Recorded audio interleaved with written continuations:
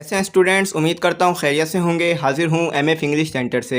तो आज जो हमारा यूनिट है वो है 3.1 और एक्सरसाइज जो है 3। और एक्सरसाइज 3 में जो है हम वोकेबलरी के मुतालिक पढ़ेंगे। तो वोकेबलरी के बारे में जो है हम इस एक्सरसाइज में पढ़ेंगे। तो एक्सरसाइज नंबर 3 शुरू करने से पहले मैं आपको कहूँगा कि आप मेरी वीडियो को सब्सक्राइब और लाइक कर दीजिए और बेल का आइकॉन जो है वो ज़रूर प्रेस कर दीजिएगा और बेल के आइकॉन पर जो है ऑल का ऑप्शन भी ज़रूर सेलेक्ट कर लीजिएगा। तो चले शुरू करते हैं अपनी एक्सरसाइज को। देखें स्टूडेंट, साथ ही साथ मैं आपको ये भी बताता चलूँ कि अगर आपने चैप्टर नहीं पढ़ा है तो ये वाली एक्सरसाइज भी आपके लिए बहुत मुश्किल हो जाएगी, क्योंकि ये जितने भी वोकेबलरी के वर्ड्स आपको बोल्ड में नज़र आ रहे हैं ये सारे के सारे चैप्टर से लिए गए हैं। तो मैं आपसे कहूँगा कि चैप्टर को ज़रूर पढ़ लीजिएगा। आप हमारे चैनल को विज़िट कर सकते हैं, उस पर जो है इस चैप्टर की जो है वीडियो आपको मिल जाएगी, जिससे आपको जो है इन वोकेबलरी के वर्ड्स को समझने में बहुत ज़्यादा आसानी रहेगी। तो चलें शुरू करते हैं अपनी एक्सरसाइज को। देखें स्टूडेंट, इस एक्सरसाइज में जो है आपको 2 इंस्ट्रक्शन दी गई हैं। तो पहली इंस्ट्रक्शन पढ़ लेते हैं। पहली इंस्ट्रक्शन में लिखा हुआ है work in pairs, read the text and underline the bold words given in the following exercise in your text books, discuss and guess their meanings. देखें स्टूडेंट, इसमें कहा जा रहा है कि आपने जो है ये पेयर्स में काम करना है, यानी दो दो के ग्रुप्स में आपने काम करना है। और ये जो टेक्स्ट में जो यानी जो आपको चैप्टर में जो ये हमारे को वर्ड्स दिए हुए हैं इनकी जो है आपने मायने सेलेक्ट करने हैं, यानी इसके जो है आपने मायने जो है गैस करने हैं, यानी अंदाज़ा लगाना है कि इसके मायने क्या हो सकते हैं। और जब ये आप लोग गैस कर लेंगे तो इन्हें जो है आप अपनी नोटबुक में लिखेंगे, ताकि जो है आपके पास ये प्रिजर्व हो जाए और आप बाद में भी इसे पढ़ सकें। तो स्टूडेंट्स, उम्मीद करता हूँ आपको पहली इंस्ट्रक्शन जो है समझ में आ गई होगी। अब अपनी दूसरी इंस्ट्रक्शन पढ़ लेते हैं। After you have guessed all the meaning, check out your answer from the glossary given at the end of the book, write the meanings in the given blanks. देखें स्टूडेंट, जब आप जो है मायने सेलेक्ट कर लेंगे और इसके मायने जो है गेस्ट कर लेंगे, जो बोल्ड में वर्ड लिखे हुए हैं, तो उसके बाद आप जो है अपने मायने को ग्लॉसरी से मैच करेंगे। अगर आपके मायने ग्लॉसरी से मैच कर रहे हैं तो फिर आपके मायने सही हैं। अगर आपके मायने जो है ग्लॉसरी से मैच नहीं कर रहे हैं तो आप जो है अपने मायने काटेंगे और ग्लॉसरी से जो है मायने लिखेंगे।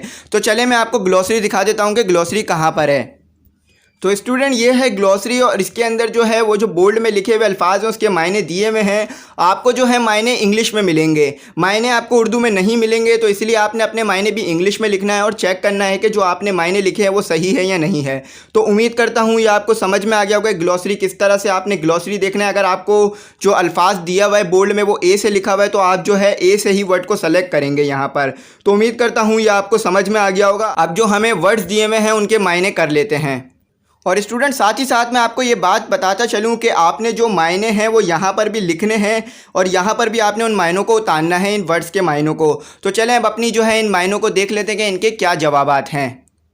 तो स्टूडेंट्स, पहला जो हमें वर्ड दिया हुआ है वो दिया हुआ है शेबी। तो हमें इसके मायने बताने के क्या होते हैं, तो चले पढ़ लेते हैं। The word shabby means in poor condition, through much use or being badly cared for.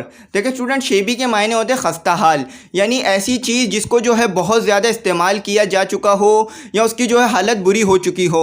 तो इसके जो मायने होते हैं वो उर्दू में खस्ता हाल होते हैं और इसका जो मतलब होता है कि किसी चीज़ को बहुत ज़्यादा इस्तेमाल कर लिया गया हो और उसकी ऐसी हालत हो गई हो कि वो बहुत ज़्यादा पुरानी हो चुकी हो और बहुत ज़्यादा जो है ख़राब हो चुकी हो, तो उस चीज़ को जो है शेबी कहते हैं। तो स्टूडेंट, उम्मीद करता हूँ ये आपको समझ में आ गया होगा। तो स्टूडेंट, दूसरा जो वर्ड हमें दिया हुआ था वो था कोलैप्स। तो इसके मायने देख लेते हैं क्या होते हैं। The word collapse mean to sit और lie down and relax especially after working hard ETC। देखें, कोलैप्स का मायना होता है गिर जाना, यानी किसी जगह पे गिर जाना। अगर आप जो है बहुत ज़्यादा मेहनत कर कर आए हैं और बहुत ज़्यादा थके हुए आए हैं, बहुत ज़्यादा काम कर कर आए हैं, तो अगर आपको सामने सोफ़ा मिले या सामने आपको चारपाई मिले तो आप उस पर जो है फ़ौरन गिर जाएंगे। तो इसके मतलब होते हैं गिर जाना यानी आराम करना। कोलैप्स यानी गिर जाना, किसी चीज़ पर बैठ के आराम करना। तो स्टूडेंट्स, उम्मीद करता हूँ ये आपको समझ में आया होगा कि कोलैप्स के मायने क्या होते हैं।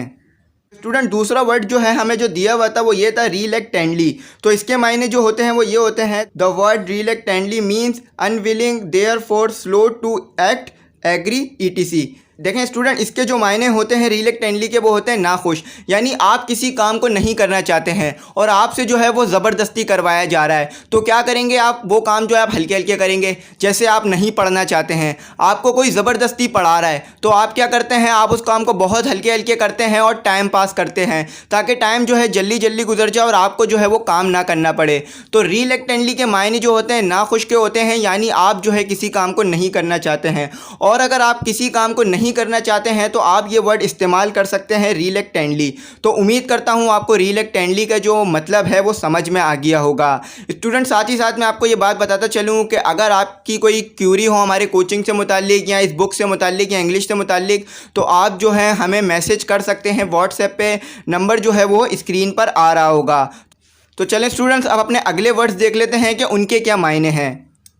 स्टूडेंट, चौथा जो वर्ड्स है हमारे पास वो था प्री ऑक्युपाइड। चलें स्टूडेंट, इसके मायने देख लेते हैं क्या होते हैं। The word pre occupied mean not paying attention because thinking और वरिंग अबाउट समथिंग एल्स। देखें स्टूडेंट, इसके मायने होते हैं घिरे होना, यानी अपनी सोचों में घिरे होना।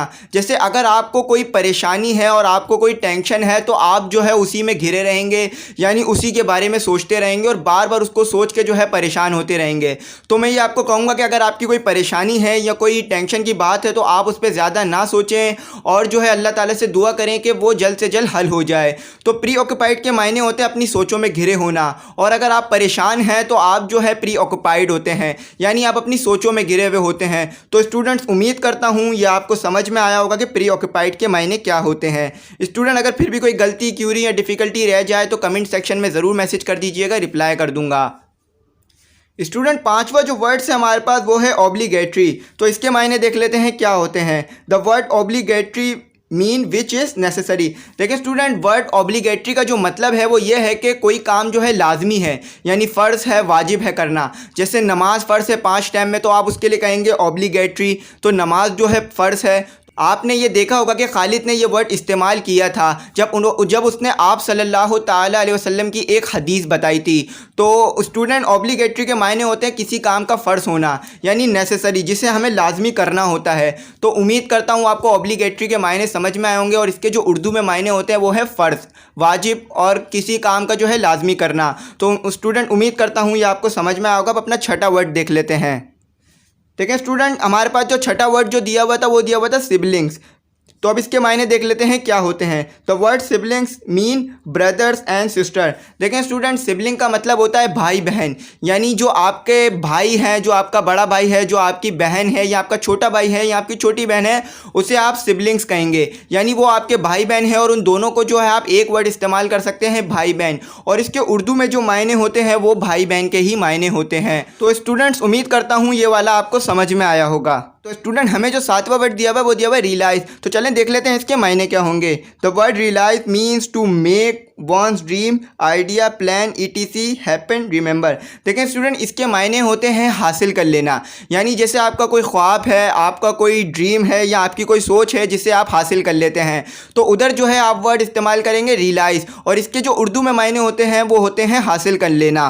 तो स्टूडेंट्स, उम्मीद करता हूँ ये वर्ड आपको समझ में आया होगा।